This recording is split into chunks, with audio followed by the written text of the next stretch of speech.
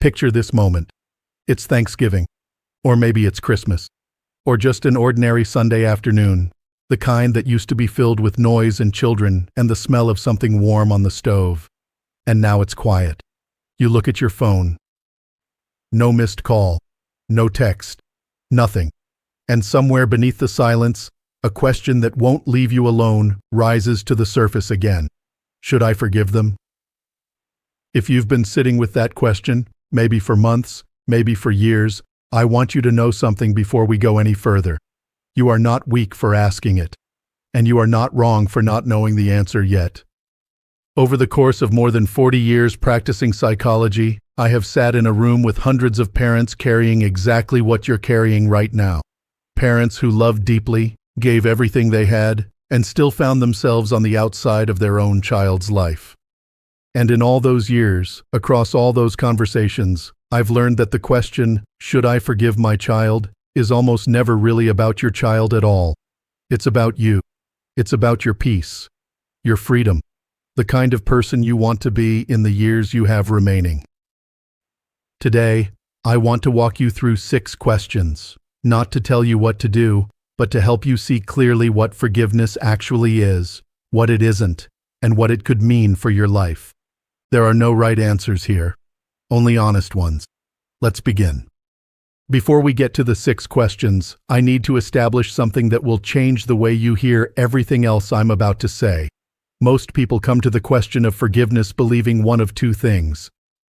Either they believe that forgiving means excusing, that saying I forgive you is the same as saying what you did was acceptable, or they believe that forgiving means reopening the door, that if they forgive their child, they are obligated to let that child back into their life on the same terms as before. Both of those beliefs are wrong, and those 2 misconceptions alone are responsible for keeping more people trapped in pain than almost anything else I've witnessed in my career. Here is what the psychological research and my own 4 decades of clinical experience actually shows. Forgiveness is an internal act. It happens inside you. It is not a message you send to another person. It is not a signal of approval. It is not an invitation. Forgiveness is the decision to stop allowing someone else's choices to continue poisoning your present life. Think of it this way. When you carry unresolved anger and resentment toward your child, anger that is often completely justified, you are not hurting them. In most cases of estrangement, they are not even aware of the weight you carry. You are the one lying awake at 3 in the morning. You are the one whose chest tightens at family gatherings. You are the one whose joy keeps getting intercepted by something that happened years ago. The anger feels like it's directed outward, but it lives inside you. Forgiveness, then, is not something you do for your child. It is something you do for yourself so that you can have access to your own life again. With that foundation in place, let's move to the first question. Question 1. Are you confusing forgiveness with condoning? This is the most common confusion I encounter, and it stops more people from even beginning the process of forgiveness than anything else. The fear sounds like this. If I forgive them, doesn't that mean I'm saying what they did was okay? And I want to answer that fear directly, because it deserves a direct answer. No, it does not mean that. There is a crucial distinction in psychology between what we call absolution and release. Absolution means erasing the wrong, declaring that it never happened, or that it didn't matter. Release means acknowledging that it happened, that it mattered deeply, and choosing to stop letting it control the emotional center of your life. When you forgive your child for abandoning you, you are not saying their behavior was acceptable. You are not minimizing your own pain. You are not rewriting history. In fact, I would argue that true forgiveness requires you to fully acknowledge how serious the harm was. You cannot release something you haven't first held honestly in your hands. I remember sitting with a patient, a mother in her mid-70s, who had not spoken to her son in 11 years. She had been through enormous pain. And when the subject of forgiveness came up, she looked at me and said, very quietly, "If I forgive him, it means what he did didn't matter." And I said to her, "No, it means it mattered so much that you are choosing, right now, not to let it take the rest of your life too." That reframe changed something in her.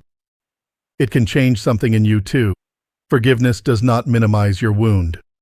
In many ways, it honors it, because it says, this was real, this hurt me, and I am strong enough to carry it without being defined by it. So ask yourself honestly, are you holding back from forgiveness because you believe it means condoning what happened? If so, I want to invite you to set that belief down gently, because it isn't true. Question 2. What is the anger actually protecting you from? This is the question I most often hold back until I feel a patient is ready for it, because it requires real courage to sit with. Here is something that may surprise you.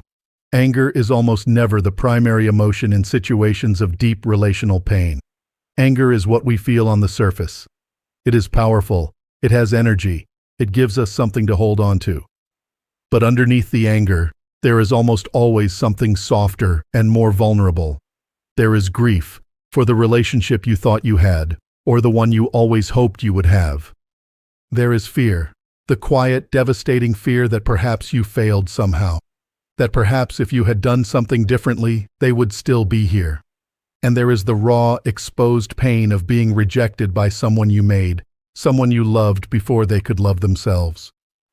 Here is the clinical question I ask patients in this situation, and I want to offer it to you now. If you let go of the anger, what would you have to feel instead? Sit with that for a moment. Because here is the difficult truth. Anger is often easier to carry than grief. Anger has energy. Anger keeps you moving. Anger, in a strange way, keeps you connected. Because as long as you are angry at your child, you are still in relationship with them, even if only in your mind. Grief is different. Grief is still. Grief asks you to sit down and feel the full weight of a loss, and for many people, that feels unbearable. So the anger becomes a kind of protection. It keeps the grief at a manageable distance. I am not saying this to make you feel exposed or to suggest that your anger isn't valid. It is valid. But I am inviting you to ask yourself honestly, is the anger serving me at this stage of my life, or is it standing between me and something I actually need to feel? You don't have to answer that question out loud. You don't have to answer it to me or to anyone. But I want you to know it's worth asking, because what you discover beneath the anger is often the very thing that, once felt, allows healing to begin. Question 3. Has enough time passed for you to see the full picture? Forgiveness has a timing dimension that we don't discuss often enough. There is such a thing as forgiveness that comes too soon. When we forgive before we have actually grieved, before we have honestly reckoned with what was lost and what it cost us, what we're often doing is not forgiveness at all. It's a kind of premature closure. A way of skipping over a process that is painful but necessary. And that kind of forced forgiveness tends not to hold. It tends to unravel, because the unprocessed pain doesn't disappear. It just goes underground, where it continues to work on us quietly. But the reverse is also true. There is a way of keeping a wound perpetually fresh, of replaying what happened, rehearsing the grievances, returning again and again to the moment of rupture, that also prevents healing. And the neuroscience on this is clear. Chronic rumination keeps the body in a sustained stress response. Elevated cortisol, disrupted sleep, compromised immune function. The mind keeps returning to the wound, and the body pays the price. So the question isn't simply how much time has passed. Time alone doesn't heal anything. The real question is, what have you done with the time? Have you allowed yourself to genuinely grieve? Have you talked with someone, a therapist, a trusted friend, a support group, about the full weight of what you've experienced? Have you moved through the pain, or have you been carrying it in place, unchanged, waiting for something outside you to shift? If you haven't yet fully processed what happened, not just the events, but the loss underneath the events, then the path to forgiveness runs through that grief, not around it. And if you have done that work, or you're doing it now, then you are already closer to forgiveness than you may realize. Question 4. Are you forgiving for them, or for yourself? This question separates forgiveness that lasts from forgiveness that eventually collapses. I have worked with parents who attempted to forgive their estranged children because of outside pressure, because family members said they should. because their faith tradition told them they had to, because they were hoping that the act of forgiving might somehow soften their child's position and open a door to reconciliation. And when the reconciliation didn't come, when the child didn't respond the way the parent hoped, the forgiveness dissolved. Because it had been built on an expectation. And expectations, in estrangement situations, are almost always a setup for a second wound. Forgiveness that depends on the other person's response is not really forgiveness. It is a transaction. And transactions fail when the other party doesn't hold up their end. Real forgiveness, the kind that holds, the kind that actually frees you, is undertaken entirely for your own benefit, with no expectation of a particular outcome, no hidden hope of a changed relationship, no scorekeeping. And when forgiveness is genuinely done for yourself, something remarkable happens. It becomes independent of your child's behavior. They can continue to be absent, to be silent, to be unchanged, and the peace you cultivated inside yourself remains intact because it was never contingent on them. The research on this is compelling. Studies examining forgiveness in older adults consistently link it to lower levels of depression, reduced cardiovascular stress, and better overall immune function. This is not abstract or philosophical. There are measurable biological benefits to releasing chronic resentment, particularly as we age. Your body, in other words, has a stake in this. So I want to ask you directly, if you were to consider forgiving your child, not for them, not because it might change anything between you, but simply because you deserve to live without that weight, would that feel different to you? For many people, that reframe is genuinely liberating. Because it places the power exactly where it belongs. In your hands, not theirs. Question 5. Can you forgive without reopening the door? I want to address what I suspect is the most common unspoken fear underneath the question of forgiveness. And it sounds something like this. If I forgive them, does that mean they get to come back? Does it mean I have to accept the same behavior again? Does it mean I have to open myself up to being hurt in the same way? I want to answer this as clearly as I possibly can. No. It does not mean any of those things. Forgiveness and reconciliation are two entirely separate decisions. One is internal, the other is behavioral. One is about your emotional freedom, the other is about the terms of your relationship. And one does not automatically lead to the other. You can forgive your child completely. You can reach a place of genuine internal peace, where the resentment has genuinely dissolved, and still choose not to have regular contact with them. Not because you are still punishing them, not because you haven't really forgiven them, but because you have assessed the situation clearly and concluded that close contact is not in your best interest. That is not contradiction. That is wisdom. Think of it in clinical terms. Forgiveness is an emotional and psychological event. It happens inside your mind and body. Reconciliation is an interpersonal arrangement. It requires trust, changed behavior, and the participation of another person who may or may not be capable of providing those things. You have control over the first. You cannot control the second. I worked with a woman, a grandmother in her late 60s, who had spent 3 years in tremendous pain over her estrangement from her daughter. After a great deal of work, she arrived at something she described as forgiveness. She felt it clearly. The tight, corrosive anger she had carried for years had genuinely softened. She never called her daughter. She didn't need to, for the forgiveness to be real. She slept better. She laughed more easily. She was present in a way she hadn't been in years. The forgiveness was complete, and it asked nothing of her daughter at all. That option is available to you. Forgiveness is something you can do entirely within yourself. And whatever comes after, in terms of contact and relationship, is a separate question you can take up on its own terms, in your own time. Question 6. What kind of elder do you want to be in the years you have left? I want to be honest with you about this last question, because it is the one that requires the most from you. Not because it is cruel, but because it is real. The psychologist Erik Erikson, whose work I have returned to throughout my career, described the final stage of human development as a tension between what he called ego integrity and despair. He proposed that in the later years of life, The central psychological task is to look back at one's life and find within it a sense of meaning, coherence, and acceptance, even in the presence of regret, loss, and pain.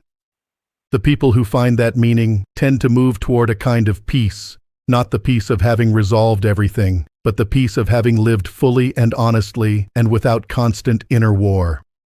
The people who cannot find it tend to move toward bitterness, a narrowing of the inner world, a preoccupation with injustices that can no longer be corrected, a life increasingly defined by what was withheld rather than what was given and received. I am not saying that bitterness is a moral failure. I am not judging anyone who carries it. The pain that produces bitterness is real pain, and it deserves to be taken seriously. But I am asking you to consider something honestly. What does chronic resentment cost you? It occupies space. Real psychological and emotional space. Space that could hold joy. Space that could hold connection, with friends, with grandchildren, with the parts of life that are still available to you. Space that could hold creativity, purpose, rest, beauty. When we carry unresolved resentment for years, regardless of how justified it is, it doesn't just sit quietly in the background. It intercepts. It intrudes. It makes it harder to be fully present with the people who are actually here. So here is the question I want to leave you with. Not, does your child deserve your forgiveness? That is the wrong frame entirely. The question is, do you deserve to live in peace? Do you deserve to wake up in the morning and not immediately feel that weight settle onto your chest? Do you deserve to sit at a holiday table and find genuine warmth in the people around you, rather than an absence where one person used to be? Do you deserve to spend the years you have remaining building something inside yourself that feels like wholeness, even if the relationship that should have contributed to that wholeness is gone? I believe the answer to all of those questions is yes. Without reservation, without qualification, yes. And forgiveness, the real kind, the kind that is done for you, not for them, is one of the most powerful ways I know to begin reclaiming that space. I've seen it happen. In patients in their 70s, their 80s, their 90s. It is never too late. And it does not require your child's cooperation, their apology, their acknowledgement, or their presence. It requires only you. Let me bring these 6 questions back together for a moment, not as a checklist, but as a kind of map. We asked whether you're confusing forgiveness with condoning, and found that real forgiveness actually honors the seriousness of your wound, rather than minimizing it. We asked what the anger might be protecting you from, and found that beneath it, there is often grief waiting patiently to be acknowledged. We asked whether enough time has passed, and discovered that what matters is not the amount of time, but what you've done with it. We asked whether you're forgiving for them or for yourself, and found that only the second kind of forgiveness truly holds. We asked whether you can forgive without reopening the door, and confirmed that you absolutely can. And we asked what kind of elder you want to be in the years you have left, and found that you deserve peace, not as a reward, but as a birthright. There is no timeline for this process. There is no schedule, no deadline, no correct pace. Forgiveness, when it comes, tends to come in its own time, usually not as a single decisive moment, but as a gradual shift, a softening, a quiet morning when you realize the weight is a little lighter than it was. You don't have to have it figured out today. But I hope that somewhere in these 6 questions, something shifted slightly. A little more light got in. A door you weren't sure you were allowed to open turned out to be unlocked after all. Before you go, I want to ask you something. Not to answer out loud, necessarily. Just to sit with, on your own. Which of these 6 questions felt the hardest? You don't have to tell me. But I want you to stay with it, because the question that's hardest to sit with is almost always the one that has the most to offer. If you found value in this conversation, please subscribe to Strong Elderly Life. Every week, we explore the emotional challenges that don't get talked about enough. The ones that matter most in the years when life asks the deepest questions of us. And if this video resonated with you, share it with someone who might need it. Because no one should have to carry this kind of pain alone.